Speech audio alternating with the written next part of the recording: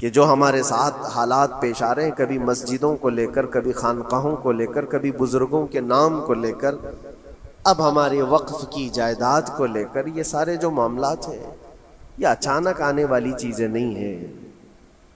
بھانپ لیا گیا ہے تمہاری پوری طبیعت کو، تمہارے مزاج بے کو، شک بے شک، حق کہ بات. فکر و عمل کی قوت ان کی ختم ہو میرا چکی رب ہے. بہت کریم ہے.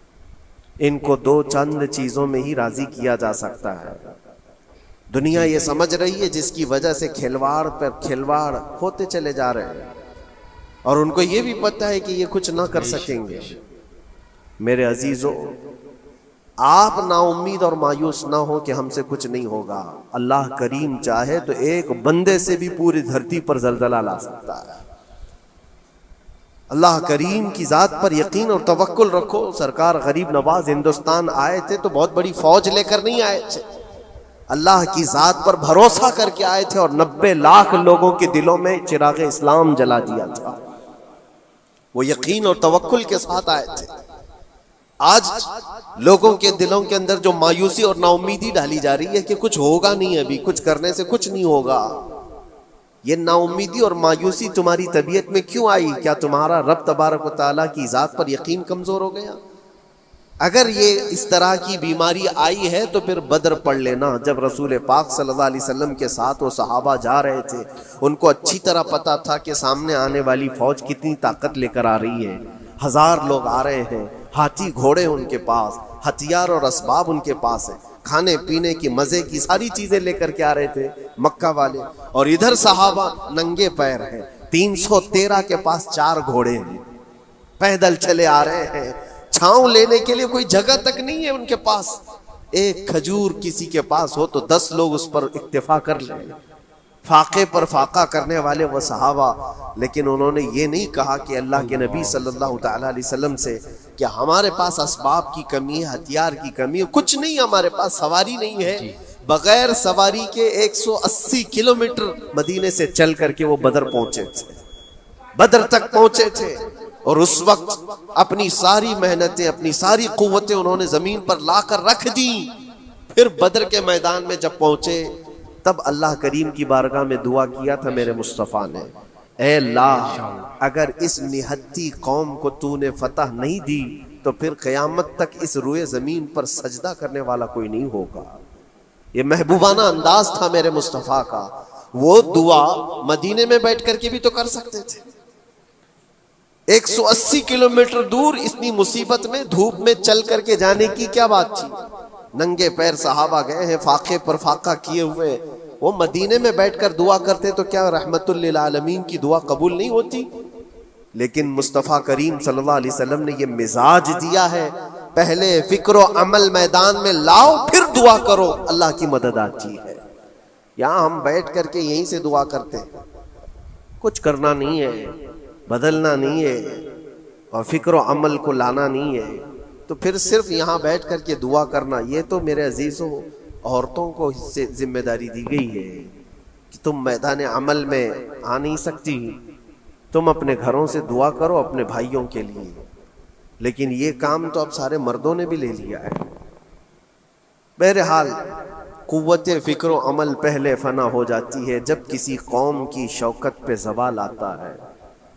آج یہ جو سارے معاملات ہم دیکھ رہے ہیں، اس کی ایک خاص وجہ میں آپ کو بتانا چاہتا ہوں. آج سے تقریباً 8-9 سال پہلے میرا ایک بیان بھی ریکارڈ موجود ہے، کافی دنوں تک وہ چلتا رہا. میری اپنی بات نہیں تھی، سراج الامہ امام غزالی رحمۃ اللہ تعالی علیہ انہوں نے لکھا تھا کہ امت پر اگر ایک ایسا وقت آ جائے جب ان کے سامنے ان کے نبی کو گالیاں دی جا رہی ہیں اور امت کچھ نہ کرے، تو پھر وہ انتظار کرے کہ عنقریب وہ وقت بھی ان کے اوپر آنے والا ہے جب ان کی ماؤں، بیٹیوں اور سب عزتوں کو بازار میں نیلام کیا جائے گا اور یہ کچھ نہیں کر سکے. وہ دن آ جائیں گے. بیسک وجہ وہاں سے شروع ہوئی کہ لوگ اپنے عیش و عشرت میں کچھ کمی نہ کر سکے. بارگاہ مصطفیٰ صلی اللہ علیہ وسلم کی گستاخیاں کھلے عام ہوتی رہیں، اور اس پر ہم لوگ جس طرح کے حالات دیکھتے رہے. بہت سارے لوگ تو مجھ کو یہ کہتے تھے، مجھ سے یہ کہتے تھے، کیا ضرورت ہے آپ کو بولنے کی، حالات دیکھ نہیں رہے آپ؟ ظالمو، تم کو اگر کوئی چھوٹی سی ماں کی گالی دے دے تو تم بپھر جاتے ہو اور اس کے اوپر آسمان توڑنے کی بات کرتے ہو، اور ہم اپنے نبی پاک صلی اللہ علیہ وسلم سے کروڑوں ماؤں سے زیادہ محبت کرتے ہیں۔ اس رسول پاک صلی اللہ تعالی علیہ وسلم پر کوئی بھونکتا رہے اور اس کا جواب نہ دو، تم یہ کہتے ہو مصلحت ہے، حالات ایسے ہیں یہ، تو پھر اپنا یہ لباس بدل دینا چاہیے، اپنا نام بدل دینا چاہیے، پھر اس دائرہ اسلام میں رہ کر کے مطلب کیا ہے؟ اسی لیے اقبال نے 100 سال پہلے ایک مزاج دیا تھا، ایمان ہے کیا چیز، اسلام ہے کیا چیز؟ تم کیا سمجھتے ہو داڑھی ٹوپی اور جبے کبے کا نام اسلام ہے؟ اسلام کیا ہے؟ اقبال نے کہا تھا کہ بارگاہ مصطفیٰ صلی اللہ تعالی علیہ وسلم کے قدموں تک اپنے آپ کو پہنچا دو، یہی دین ہے، یہی دین ہے۔ گر بہو نہ رسیدی تمام ابو لہبیست، اور اگر تم وہاں تک نہیں پہنچ سکے تو زندگی ابو لہب کی طرح۔ دین یہ ہے، آبرو ماں زنام مصطفیٰ است، ہم سب کی عزت و آبرو حضور کے نام سے جڑی ہوئی ہے، ان کے نام سے جڑی ہوئی ہے ہماری عزت و آبرو، اور تم اس نام کی حفاظت نہیں کر سکو گے تو آگے یہ سب چیزیں آنے والی ہیں جو آ رہی ہیں آج۔ یہ بات یاد رکھنا، شیطان کبھی فجر کی نماز کے لیے اٹھا نہیں سکتا، اور اگر اٹھا رہا ہے تو پھر اس کا کوئی مقصد ہے۔ شیطان اور نماز، آج سختہ ان کے پاس ہے، طاقت ان کے پاس ہے، حکومت ان کے پاس ہے، ڈپارٹمنٹ ان کے پاس ہے، سب کچھ، جوڈیشری، ہر چیز ان کے پاس ہو، وہ کیا کر رہے ہیں اس سے مجھے مطلب نہیں۔ میں آپ سے یہ پوچھنا چاہتا ہوں، مجھے رہزنوں سے غرض نہیں، تیری رہبری کا سوال ہے۔ تم خیر امت ہو، رسول پاک کی امت میں ہو، تمہاری بھومکا جس کو کہا جاتا ہے، تمہاری یہاں پر زندگی کے معاملات یہ بہت زیادہ اہمیت کے حامل ہیں، تم کیسے بن سکتے ہو آج؟ اسی لیے قرآن پاک کی آیت میں نے شروع میں تلاوت کی، رب ذوالجلال فرماتا ہے ان اللہ لا یغیر ما بقوم حتی یغیروا ما بانفسہم، بے شک اللہ تعالیٰ اس وقت تک کسی قوم کی حالت نہیں بدلتا جب تک وہ قوم خود اپنی حالت بدلنے کی کوشش نہیں کرتی۔ جب تک اپنی حالت بدلنا نہیں چاہتے اس وقت تک اللہ تبارک و تعالیٰ نہیں بدلے گا۔ وَإِذَا أَرَادَ اللَّهُ بِقَوْمٍ سُوءًا فَلَا مَرَدَّ لَهُ، اور اللہ تعالیٰ کا یہ جلال بھرا ارشاد تو سنو، یہ 13ویں پارے کی سورہ رعد کی آیت ہے۔ اللہ کریم فرماتا ہے، اور جب اللہ کسی قوم کے ساتھ سختی کا معاملہ کرنا چاہے، پکڑ کرنا چاہے، تو پھر کوئی طاقت اس کو ٹال نہیں سکے گی۔ رب تبارک و تعالیٰ جب کسی قوم پر عذاب لانا چاہے تو کوئی اس کو ٹال نہیں سکے گا، تو بدلو۔ اسی لیے اکثر یہ کہا جاتا، میں تو اپنی تقریروں میں جو چند مجھے چیزیں یاد رہتی ہیں وہ عرض کیے دیتا ہوں، باقی مجھے شعر و شاعری زیادہ یاد نہیں رہتی، لیکن جو دل پہ لگتی ہیں باتیں وہ ذہن میں محفوظ ہو جاتی ہیں۔ کسی شاعر نے کہا تھا، جگہ جگہ کے تھک چکے ہیں تمہیں یہ ہنگامے، نشاط لذت خواب گراں بدل ڈالو۔ کیا مطلب ہے؟ روز ایک ایک ہنگامہ ہوتا ہے، تم کو جگا رہا ہے، اٹھ جا اے مسلمان، اٹھ جا، نشاط لذت خواب گراں بدل ڈالو، لمبی نیند سونے کی جو عادت پڑی ہوئی ہے اس مزے کو بدل ڈالو، غلط روی سے منازل کا بعد بڑھتا ہے، مسافروں رویش کارواں بدل ڈالو۔ شاعر نے کہا ہے ادھر ادھر کی لے میں چلتے رہو گے تو منزل لمبی ہو جائے گی۔ جس راستے پر تمہیں چلنا ہے اگر بار بار ادھر ادھر مڑتے رہو گے، غلط روی اس کو کہتے ہیں، غلط چلنے سے منازل کا بعد بڑھتا ہے، منزل لمبی ہو جاتی ہے، جہاں پہنچنا تھا وہاں پہنچ ہی نہیں پاؤ گے۔ اسی لیے شاعر کہتا ہے مسافروں رویش کارواں بدل ڈالو، قافلے کے چلنے کا جو طریقہ ہے اس کو بدل لو تم۔ یہ پوری کی پوری بات ہم پر فٹ ہوتی ہے، چلنے کا انداز بدل ڈالو اے نوجوان۔ جہاں کسی کے گھر میں آگ لگی ہو، دھواں اٹھ رہا ہو، اور اگر کوئی نوجوان اندر بیٹھ کر کے یہ کہتا ہو کہ یہ ساون کا موسم ہے یا پھر یہ ابر رحمت ہے، تو اس کی سوچ پر ہم کیا کہیں؟ جہاں آج پوری قوم قسم پرسی کے عالم میں ہو، امت محمدیہ کے یہ حالات آج دیکھ رہے ہیں، روزانہ دیکھ رہے ہیں. تم شیئر تو کرتے ہو، ہر جگہ شیئر کرتے ہو، اور سارے ریلز پر تم جو دیکھتے ہو ہنگامے روز، صرف ہندوستان کے نہیں پوری دنیا بھر کے فلسطین کے مظلوم بچوں کی لاشیں دیکھتے ہو اور شیئر کر کے آگے بڑھ جاتے ہو. ان کی چیخیں، ان کے راکھ کے ملبے، ان کا ڈھیر، ان کے تباہ و برباد گھر، ایک ایک قبر میں 80 لوگوں کی لاشیں، یہ سب کیا تم نہیں دیکھتے؟ شیئر کر کے آگے بڑھ جاتے ہو. یہی تو ہنگامے ہیں جو تمہیں دھگا رہے ہیں. جگہ جگہ کے تھک چکے ہیں تمہیں یہ ہنگامے خود ہی تھک گئے. یہ اٹھتا نہیں ہے، اٹھتا نہیں ہے. ایک دور وہ تھا 100 سال پہلے کا، جب یہاں پر موجود انگریز اس قوم کو دیکھ کر یہ کہنے پر مجبور ہو گیا تھا، یہ فاقہ کش موت سے ڈرتا نہیں ذرا، بھوکیوں پر بھوکا رہتا ہے لیکن موت سے ڈرتا نہیں. روح محمدی اس کے بدن سے نکال دو. روح محمدی ان کے بدن میں تھی. انگریز تھر تھراتے تھے. اس قوم کا کوئی جواب ہی نہیں ہے. سب سے زیادہ اگر کسی چیز سے ڈرایا جا سکتا ہے تو موت سے، اور یہ قوم ایسی ہے کفن تو اپنے کندھے پر لے کر گھومتی ہے، جہاں موت آ جائے سو جائے. یہ فاقہ کش موت سے ڈرتا نہیں ذرا. روح محمدی اس کے بدن سے نکال دو. یہ کس کی بات تھی؟ انگریزوں کی بات تھی.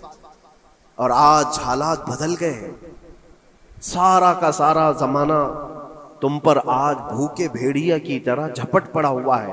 اور ان حالات میں آپ سے سوال کرتا ہوں، ایک طرف تیز آندھیاں چل رہی ہیں، ایک طرف گھر کے اندر آگ لگی ہوئی، ایک طرف بھوک اور پیاس کی شدت ستا رہی ہے، ایک طرف تمہارے بھائی بہنوں کی بیماریاں ستا رہی ہیں. جب اتنے سارے معاملات ہو تو اے نوجوانوں بتاؤ تم کیا کرو گے اس وقت؟ رات بھر بیٹھ کر گیم کھیلو گے؟ کیا یہ گیم کھیلنے کا وقت ہے؟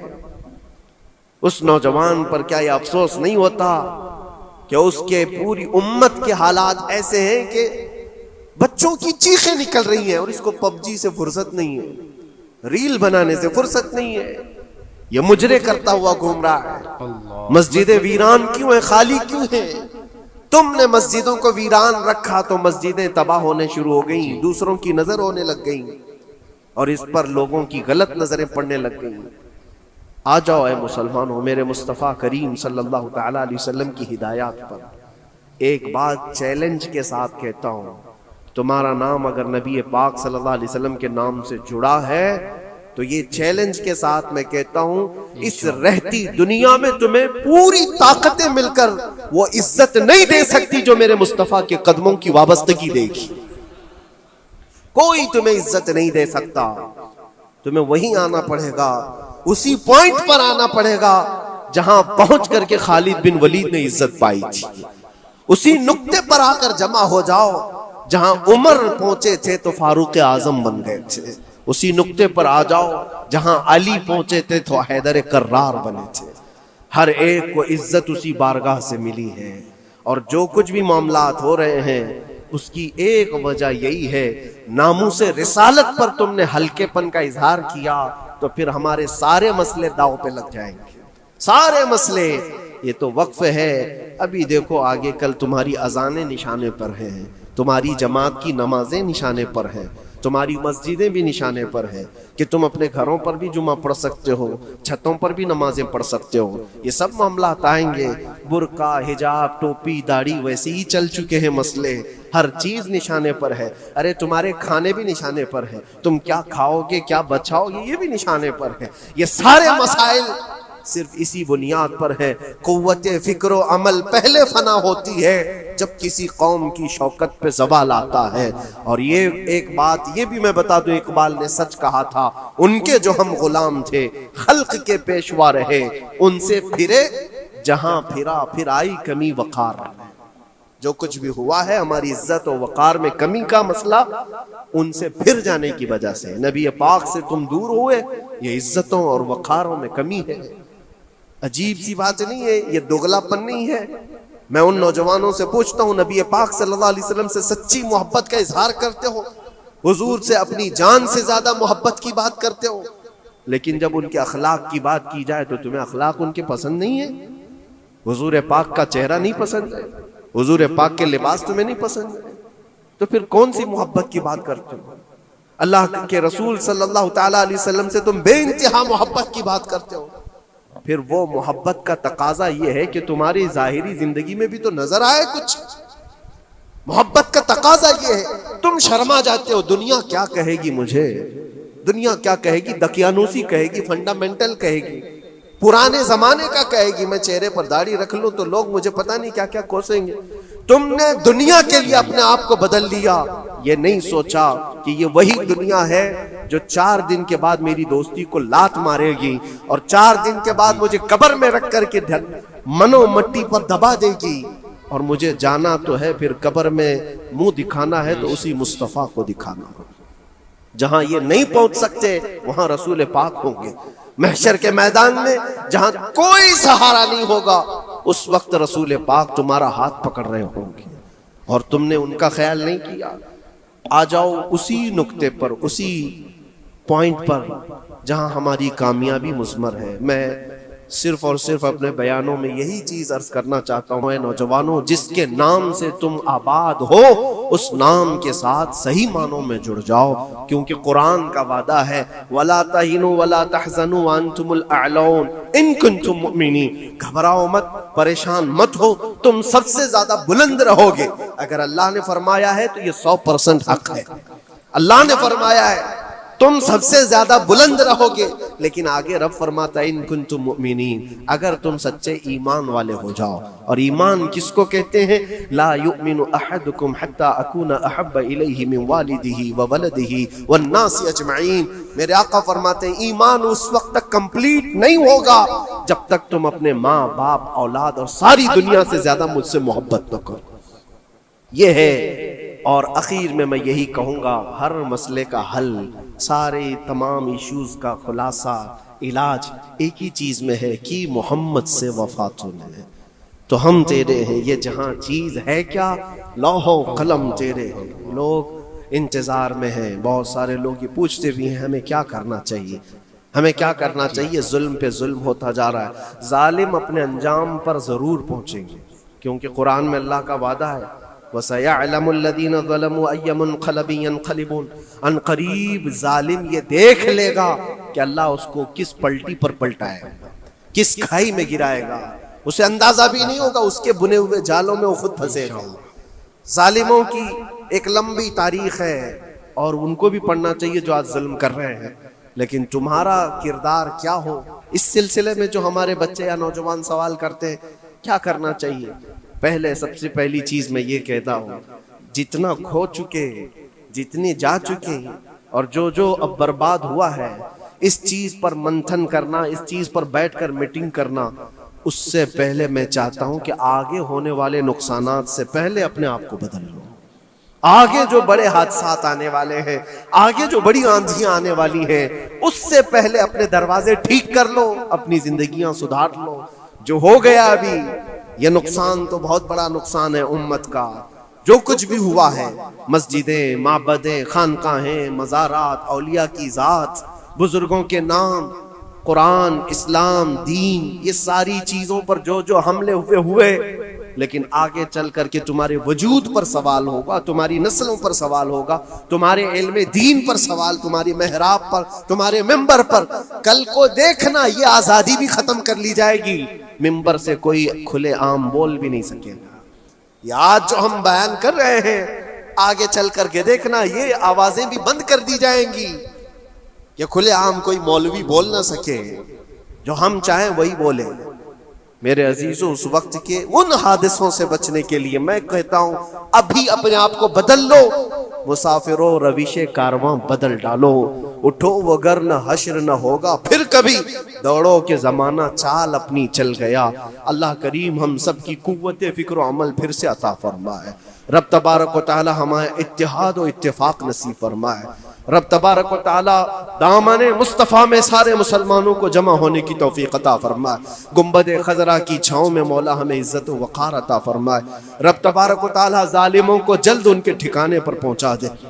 اے کریم خدا رحم الراحمین مولا ہمارے شعائر اسلام کے ساتھ جو کچھ بھی ہو رہا ہے غیب سے تو مولا مدد کے اسباب پیدا فرما دے، ہمارے درمیان مولا قیادت اور سچی قیادت عطا فرما۔ اے کریم خدا رحم الراحمین خصوصاً تیرے دربار میں التجا ہے مولا فلسطین کے نہتے مظلوموں کی غیب سے مدد فرما، جبرائیل امین کی تائید انہیں عطا فرما، رحمت کے فرشتوں سے ان کی مدد فرما مولا۔ پورا شہر راکھ کے ڈھیر پر ہے، اے کریم خدا خوشیاں دیکھے انہیں زمانہ بیت گیا مولا، ان کے گھروں میں خوشیاں عطا فرما۔ اے اللہ ان بلکتی ہوئی ماؤں کو